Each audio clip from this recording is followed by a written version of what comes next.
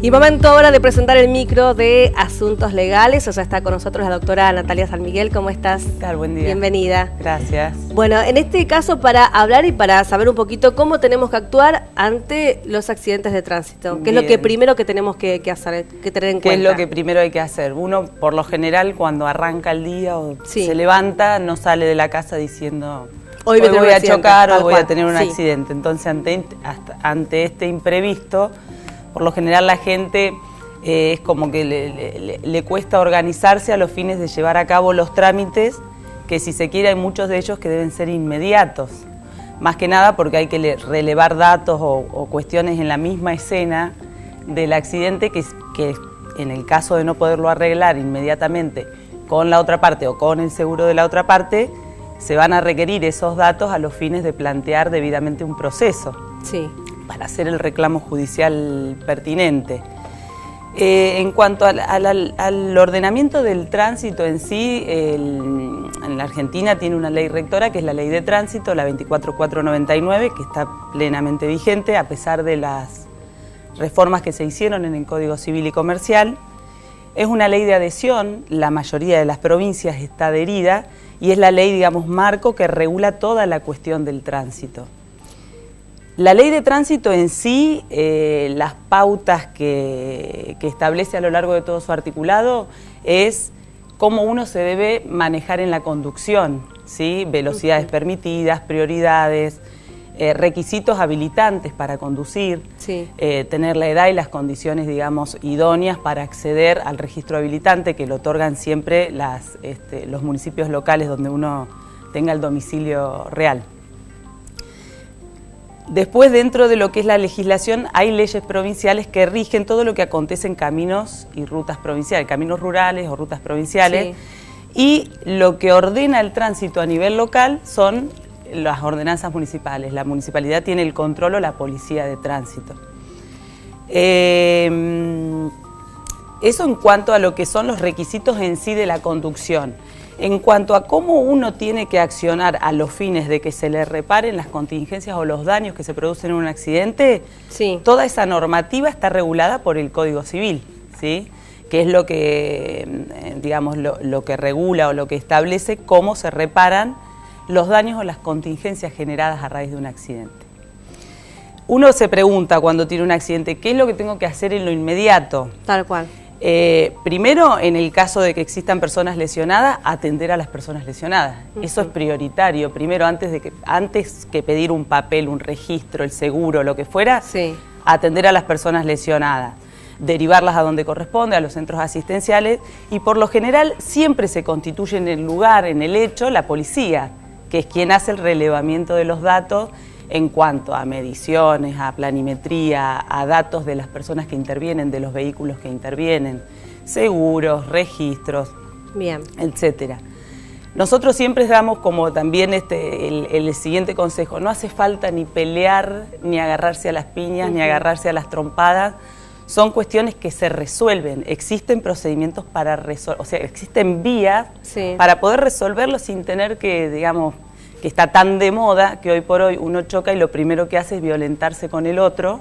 Tal cual. E incluso con las terceras personas que por ahí sin querer están presenciando. Lo vemos y lo registramos a diario, ¿no? Con las cámaras sobre todo, ¿no? El accidente. Por eso no es necesario violentarse ni pelearse con nadie, porque de hecho está el procedimiento perfectamente establecido para poder resolverlo. Hoy por hoy los controles son bastante rigurosos, nadie puede circular si no cuenta con el seguro obligatorio. Con lo cual, lo primero que uno tiene que hacer cuando tiene un accidente, relevado todos los datos, teniendo los datos de las personas que intervienen y todo lo demás, es ir a su propio seguro, hay un plazo bastante escueto de 48 horas, y denunciar el siniestro ante su compañía aseguradora. ¿Qué es lo que hace la compañía? Toma conocimiento de que su asegurado tuvo un incidente de tránsito, un siniestro de tránsito, a los fines de que ante los eventuales reclamos de los terceros lo cubran, ¿sí? Siempre que haya, digamos, un estudio preliminar y se determine que su asegurado es responsable en el accidente.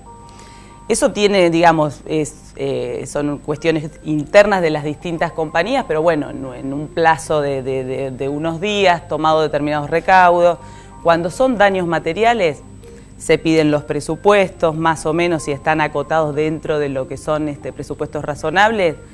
Varias compañías hacen ofrecimientos a los fines de terminar con la cuestión. Sí. ¿Sí? Por ahí la queja es que es largo, ¿no? Este proceso. Sí, extrajudicialmente, si son daños materiales, que los daños materiales comprenden los daños en los vehículos, quizás daños en los elementos que la persona transporta, computadoras, anteojos, celulares. Todos esos daños suelen ser de rápida resolución en cuanto al reconocimiento y al arreglo en sí. Es bastante más complicado y más largo el proceso cuando hay personas lesionadas, porque la reparación en sí va a depender de la evolución que tenga la persona, ¿sí? Que no quede con ningún tipo de secuela a raíz del accidente, porque el seguro se tiene que hacer cargo, en el caso del responsable del accidente, el seguro debe responder también por los daños producidos o provocados a las personas en los accidentes de tránsito. Bien, ¿y qué pasa con las actuaciones judiciales? En el caso de que uno no pueda lograr un entendimiento con el seguro, inevitablemente hay que pasar a la instancia siguiente, que es proponer o citar a la aseguradora y al asegurado, primeramente, porque la acción directa es contra el asegurado. La aseguradora viene citada en garantía, como una garantía, del asegurado. Hay que pasar a la instancia de mediación, que es previa y obligatoria en este tipo de trámites. Sí o sí hay que convocar al asegurado y a la aseguradora a la audiencia de mediación. Si en mediación no se llega a ningún acuerdo, hay que continuar con el trámite siguiente, que es iniciar un proceso judicial y hacer el reclamo pertinente de todos los daños. Daños materiales, daños a las personas, el daño moral, que es un rubro importante y por lo general se reclama siempre porque hay algo que acontece, y eso está probado incluso psicológicamente. La persona que tiene un accidente tiene un shock postraumático a raíz de ese hecho que lo afecta, lo afecta en su desarrollo diario de todas sus actividades, está como afectado a raíz del hecho concreto que lo tuvo como protagonista del accidente. A raíz del shock que sufrió. Bueno, ¿y qué pasa con la responsabilidad penal? ¿Te parece hablarlo ahora o lo hablamos en otro momento? Y da mucho para hablar. La realidad es que cuando hay personas lesionadas, con lesiones graves, o sea, las lesiones leves no se inicia ningún tipo de causa penal, pero si son de lesiones graves, gravísimas, homicidios, o sea, los delitos en cuanto al ámbito penal que se generan a través de los hechos de tránsito son las lesiones o los homicidios culposos, ¿sí? Porque se entiende que uno no tuvo la intención de ir a lesionar o ir a matar a alguien a través de un hecho de tránsito.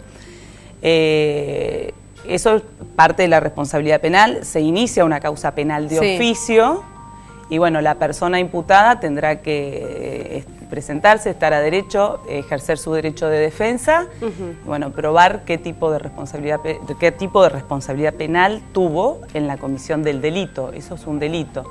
Bien. En realidad es bastante más extenso para charlarlo. Si querés, podemos abordar en uno de los próximos encuentros específicamente la responsabilidad penal por los hechos de tránsito. Acá nos consulta Néstor, dice, a su papá lo chocaron y falleció. El papá de Néstor, el hombre que lo atropelló, dice, estaba alcoholizado, le dieron 2 años de sentencia e inhabilitación para conducir y sigue manejando. ¿Qué se hace? ¿Cómo proceder? Pregunta Néstor en este caso. Hay que denunciarlo en el juzgado que dictó la sentencia. Bien. O sea, quienes tienen el control, primero están manejando antirreglamentariamente, porque los juzgados los que hacen cuando hay inhabilitaciones firmes es retener los registros de conducir, con lo cual esta persona está manejando antirreglamentariamente. Hay que ir y denunciar en el juzgado esta situación. Bien.